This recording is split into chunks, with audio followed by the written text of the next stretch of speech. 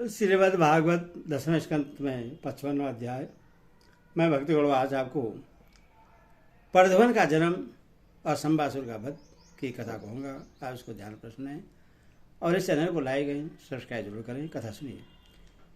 श्री सुखदेव जी कहते परीक्षित, कामदेव भगवान वासुदेव के ही अंश हैं। वे पहले रुद्र भगवान की क्रोधाग्नि से भस्म हो गए थे। अब फिर शरीर प्राप्ति के लिए उन्होंने अपने अंशी भगवान वासुदेव का ही आश्रय लिया। वे ही काम अब की बार भगवान श्री कृष्ण जी के द्वारा रुक्मिणी जी के गर्भ से उत्पन्न हुए और प्रद्युम्न नाम से जगत में प्रसिद्ध हुए। सौंदर्य, वीर, सौशील्य आदि सद्गुणों में भगवान श्री कृष्ण से वे किसी प्रकार कम न थे।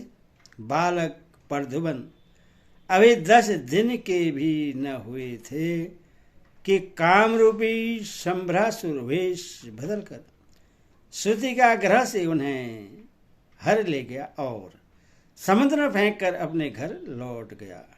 उससे मालूम हो गया था कि यह मेरा भावी शत्रु है। समुद्र में बालक प्रद्युम्न को एक बड़ा भारी मत्स्य निगल गया।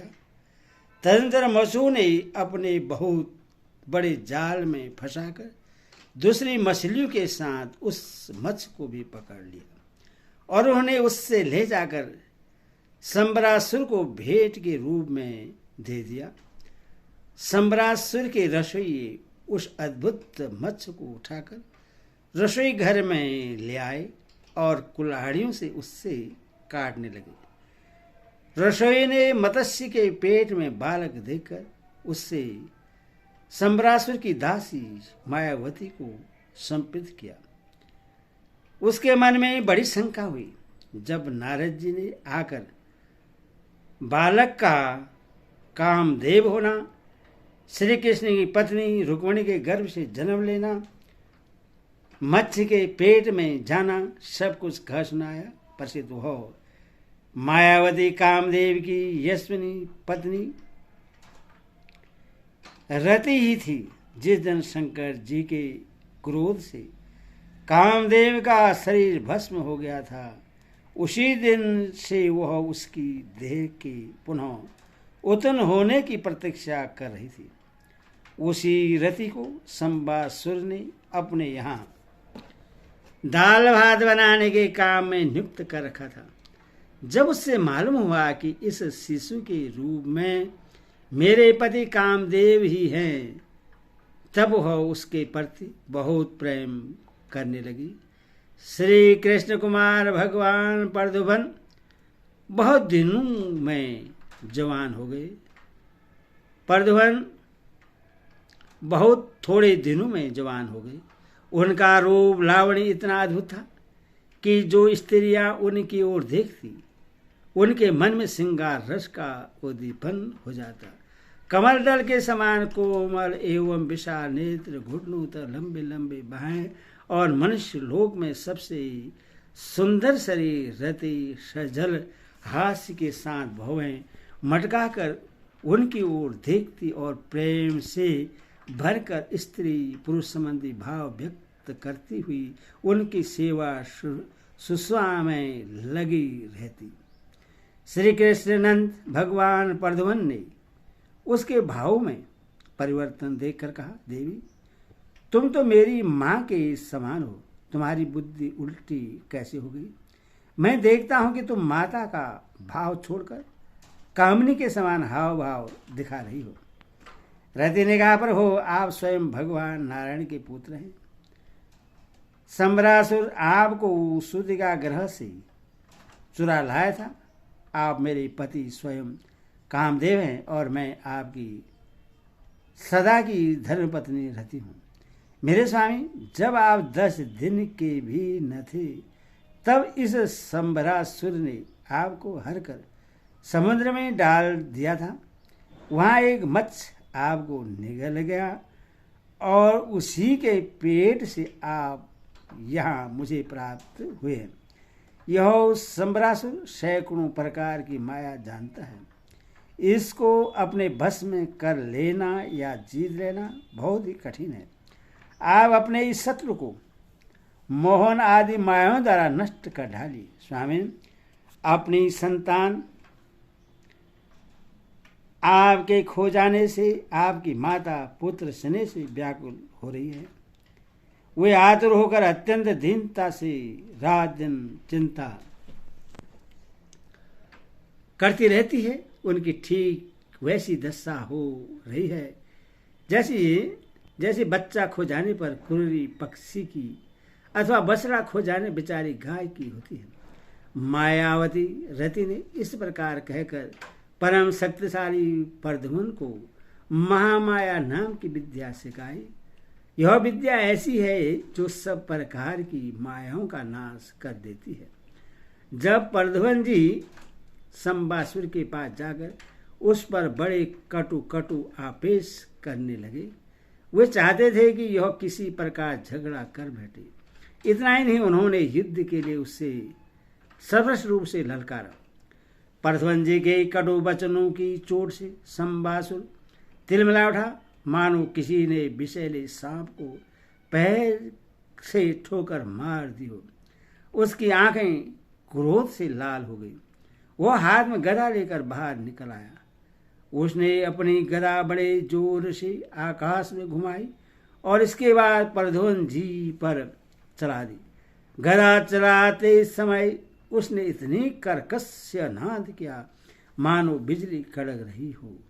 प्रसिद्ध भगवान प्रद्युम्न ने देखा कि उसकी गदा बड़े वेग से मेरी ओर आ रही है। तब उन्होंने अपनी गदा के प्रहार से उसकी गदा गिरा दी और क्रोध में भरकर अपनी गदा उस पर चलाई। तब वह दैत्य मायासुर की बतलाई हुई आसुरी माया का आश्रय लेकर आकाश में चला गया और वहीं से ही प्रद्युम्न जी पर अस्त्र की वर्षा करने लगा। महारथी प्रद्युम्न जी पर बहुत सी अस्त्र वर्षा करके जब वह उन्हें पीड़ित करने लगा, तब उन्होंने समस्त मायाओं को शांत करने वाली सत्यमयी महाविद्या का प्रयोग किया। तदंतर शंबासुर ने यक्ष, गर्दभ, पिशाच, नाग और राक्षसों के सैकड़ों मायाओं का प्रयोग किया, परंतु श्री कृष्ण कुमार प्रद्युम्न जी ने अपनी महाविद्या से उन सबका नाश कर दिया। इसके बाद उन्होंने एक तीक्ष्ण तलवार उठाई और शंबासुर का किरीट एवं कुंडल से शोभित सिर, जो लाल लाल दाढ़ी मूछों से बड़ा भयंकर लग रहा था, काट कर धड़ से अलग कर दिया। देवता लोग पुष्पिक वर्षा करते हुए स्तुति करने लगे और इसके बाद मायावती रथी, जो आकाश में चलना जानती थी, अपने पति प्रद्युम्न जी को आकाश मार्ग से द्वारकापुरी में ले गई। प्रसिद्ध आकाश में अपनी गोरी पत्नी के सांवले प्रद्युम्न जी की शोभा ऐसी शोभा हो रही थी मानो बिजली और मेघ का जोड़ा हो। इस प्रकार उन्होंने भगवान के उस उत्तम अंतपुर में प्रवेश किया जिसमें सैकड़ों श्रेष्ठ रमणियां निवास करती थी। अंतपुर की नारियों ने देखा कि प्रद्युम्न जी का शरीर वर्षाकालीन मेघ के समान श्याम वर्ण है, रेशमी पीताम्बर धारण किए हुए हैं, घुटनों तक लंबी भुजाएं हैं, रत्नारी नेत्र है, सुंदर मुख पर मंद मंद मुस्कान की अनूठी ही छटा है। उनके मुखारबिंद पर घुंघराली और नीली अलकें इस प्रकार शोभायमान हो रही हैं मानो भौरे खेल रहे हों। वे सब उन्हें श्री कृष्ण समझकर सकुचा गई और घरों में इधर उधर लुक छिप गई। फिर धीरे धीरे स्त्रियों को यह मालूम हो गया कि ये श्री कृष्ण नहीं हैं, क्योंकि उनकी अपेक्षा इनमें कुछ विलक्षणता अवश्य है। अब वे अत्यंत आनंद और विस्मय से भरकर इस श्रेष्ठ दंपति के पास आ गई। इसी समय वहां रुक्मिणी जी आ पहुंची। प्रसिद्ध उनके नेत्र कजरारे और वाणी अत्यंत मधुर थी। इस नवीन दंपति को देखते उन्हें अपने खोए हुए पुत्र की याद हुई। वाल स्नेह की अधिकता से उनके स्तनों से दूध झरने लगा। रुक्मिणी जी सोचने लगी, यह नररत्न कौन है यह कमल नयन किसका पुत्र है? किस बड़ भागिनी ने इससे अपने गर्भ में धारण किया होगा? इससे यह कौन सौभाग्यवती पति रूप में प्राप्त हुई है? मेरा भी एक नन्हा सा शिशु खो गया था, न जाने कौन उससे श्रुति का ग्रह से उठा ले गया। यदि वह कहीं जीता जागता होगा तो उसकी अवस्था रूप इसी के समान हुआ होगा। तो मैं तो इस बात से हैरान हूँ कि इससे भगवान श्याम सुंदर की सी रूप रेखा, अंगों के गठन, चाल ढाल, मुस्कान, चितवन, भूल चाल कहाँ से प्राप्त हुई? हो न हो यह वही बालक है जिसे मैंने अपने गर्भ में धारण किया था, क्योंकि स्वभाव से ही मेरा स्नेह इसके प्रति उमड़ रहा है और मेरी बाईं बाह भी फड़क रही है। जिस समय रुक्मिणी जी इस प्रकार सोच विचार कर रहे थे, निश्चय ही संदेह के झूले में झूल रही थी। उसी समय पवित्र कीर्ति भगवान श्री कृष्ण अपने माता पिता देवकी वसुदेव जी के साथ वहां पधारे। भगवान श्री कृष्ण सब कुछ जानते थे, परंतु वे कुछ न बोले, चुपचाप खड़े रहे। इतने में ही नारद जी वहां आ पहुंचे और उन्होंने प्रबोधन जी को संबासुर का हर ले जाना, समुद्र में फेंक देना और जितनी भी घटनाएं घटित हुई थी वे सब कह सुनाई। नारद जी के द्वारा यह महान आश्चर्यमयी घटना सुनकर भगवान श्री कृष्ण की अंतपुर की स्त्रियां चकित हो गई और बहुत वर्षों तक खोए रहने के बाद लौटे हुए प्रभु जी का इस प्रकार अभिनंदन करने लगी मानो कोई मरकर जी उठा हो। देवकी जी, वसुदेव जी, भगवान श्री कृष्ण, बलराम जी, रुक्मिणी जी और स्त्रियां सब उस नव दंपति को हृदय से लगाकर बहुत ही आनंदित हुई। जब द्वारिकावासी नर नारियों को यह मालूम हुआ कि खोए हुए प्रभु जी लौट आए हैं, तब वे परस्पर कहने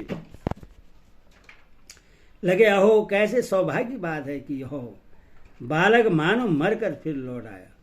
परशुराम जी का रूप रंग भगवान श्री कृष्ण से इतना मिलता जुलता था कि उन्हें देखकर उनकी माताएं भी उन्हें अपना पतिदेव श्री कृष्ण समझकर मधुर भाव में मग्न हो जाती थी और उनके सामने से हटकर एकांत में चली जाती थी।